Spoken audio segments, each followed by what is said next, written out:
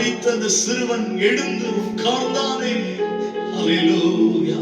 இயேசு தொட்டாரானால், இயேசுவின் குடும்பத்தை தொடுவாரானால், இயேசுவின் பிள்ளைகளை தொடுவாரானால், இயேசுவின் வியாபாரத்தை தொடுவாரானால், இயேசுவின் குடும்பத்தை தொடுவாரானால், எது முடிந்தது என்று நினைத்தாயோ, எது ஆகாது எது கூடாது என்று நினைத்தாயோ, அதற்கு ஒரு உயிரை தந்து அல்லேலூயா திரும்பவும் எழும்ப பண்ண வல்லமை உள்ளவர் தான் நாம் ஆராதிக்கிற ஆண்டவர்.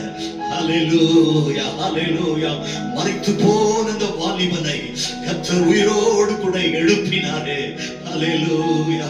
வாழ்க்கையிலே சோர்ந்து போயிருக்கிற நினைவுகள், சோர்ந்து போயிருக்கிற மனதின் போராட்டங்கள், சோர்ந்து போயிருக்கிற எல்லாவற்றிலுமிருந்து கர்த்தர் உன்னை மறுபடியும் உயிர்ப்பிக்க வேண்டும் என்று ஆண்டவர் விரும்புகிறார். ஆண்டவருக்கு ஒப்பு கொடுக்க நீ ஆயத்தமா? எத்தனை பேர் சொல்ல முடியும்? அவர் பாதாளத்தை வேதாளத்தை வென்றவர். அல்லேலூயா. உயிருடன் எழுந்தவரே உம்மை ஆராதனை செய்கிறோம். ஜீவனின் அதிபதியே உம்மை ஆராதனை செய்கிறோம். அல்லேலூயா ஓசன்னா, அல்லேலூயா ஓசன்னா, அல்லேலூயா ஓசன்னா. பாதாளம் வென்றவரே உம்மை ஆராதனை செய்கிறோம். ஜீவனின் அதிபதியே உம்மை ஆராதனை செய்கிறோம். அல்லேலூயா ஓசன்னா, அல்லேலூயா ஓசன்னா, அல்லேலூயா ஓசன்னா. உயிருடன் எழுந்தவரே உம்மை ஆராதனை செய்கிறோம். பாதாளம் வென்றவரே உம்மை ஆராதனை செய்கிறோம். கரங்களை தட்டி தேவநாமத்தின் மகிமைக்காக நம்முடைய தேவாதி தேவனை கரங்களை தட்டி ஆராதனை செய்வோமாக. எவ்வளவு நல்ல ஆண்டவர். அல்லேலூயா. அவர் அற்புதத்தின் ஆண்டவர். இந்த சேனல் மூலமாய் இந்த ஆராதனையை கண்டு கொண்டிருக்கிற, பார்த்து கொண்டிருக்கிற, எங்களோடு சேர்ந்து கர்த்தரை ஆராதித்துக் கொண்டிருக்கிற என் அன்பு தேவ பிள்ளைகளே, இன்றைக்கு பாருங்கள், ஒரு அற்புதத்தை உங்கள் வாழ்க்கையில தேவன் செய்ய வல்லவர். எல்லா கட்டுகளை கர்த்தர் உடைக்கிறார்.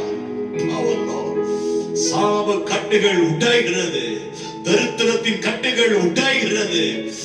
இனி ஆகாது, முடியாது, நடக்காது என்று சொன்ன விஷயத்தில் இன்றைக்கு கர்த்தர் ஒரு அற்புதத்தை செய்கிறார். பாருங்கள். அல்லேலூயா. கர்த்தாவே, நாங்கள் நன்றியோடு ஸ்தோத்திரிக்கிறோம். அப்பா, உம்முடைய மகிமையான பிரசன்னத்தினால் எங்களை கர்த்தர் மூடினதற்காக நன்றி அப்பா. தொடர்ந்து எங்களோடு நீர் பேசுங்க. உம்முடைய வார்த்தையை கேட்க நாங்கள் ஆயத்தமாய் இருக்கிறோம். எங்களோடு கூட கர்த்தர் இடைபடுவீராக.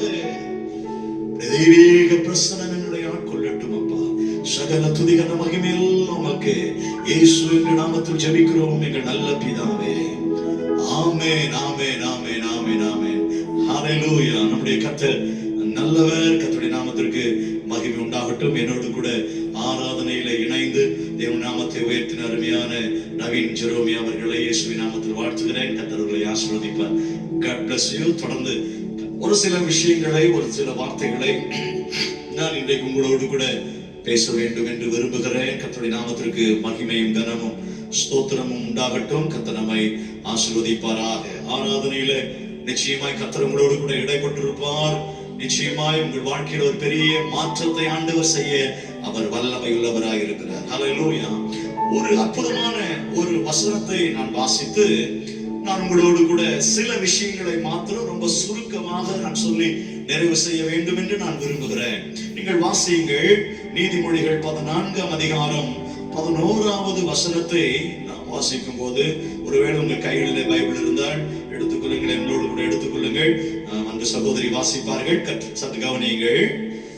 துன்மார்க்கனுடைய வீடு அழியும், துன்மார்க்கனுடைய வீடு அழியும், செம்மையானவனுடைய